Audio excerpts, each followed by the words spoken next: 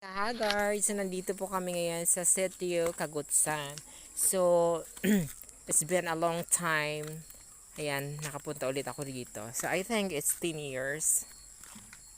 So, saka ako nakabalik dito. Napadaan lang naman kami dahil dinaanan namin yung aming kaibigan na maganda, which is si Joanna. Ayan, ayan si Yuni. At ito naman si Jen Saira. Pasensya na mga kahagar dahil yung cellphone natin it's very dilim kasi wala nga tayong cellphone at sira na. Yan, thank you for watching guys.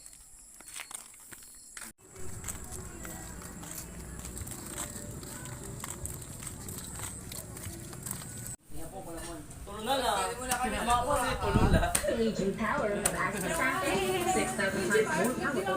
Ang Bio Ultimate ay hindi dapat gamitin. Trend ako yun eh. Hello mga kahagar, dito ngayong bahay na una namin kinainan dito sa Hangtod. Yes, opo, ayan, kumakain po tayo ngayon pero konti lang yung kinain natin dahil busog pa ako dahil kumain nga ako habang ako ay paalis ng bahay. Ayan, so maraming salamat sa bahay na kinainan namin. So thank you so much.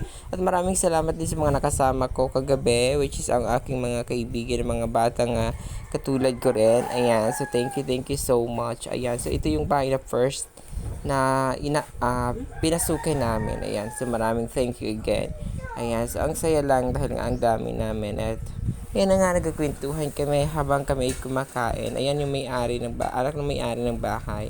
Ayan. So, shout out sa inyong lahat. Maraming thank you. Ayan, si Joanna. Pakiyot-cute lang dyan. Ay, yung iba hindi na nakita dahil nga yung cellphone natin dyan lang nakatutok talaga. Ayan, so binice over na natin dahil nga sobrang ingay dahil mayroon nga music dyan. So, baka makapiright tayo. Ayan, so let's go. After dyan, umuwi na nga ay pumunta nga tayo sa susunod pa na mga bahay na ating pupuntahan. Ayan. So maraming thank you. Bye bye guys. Sige lang.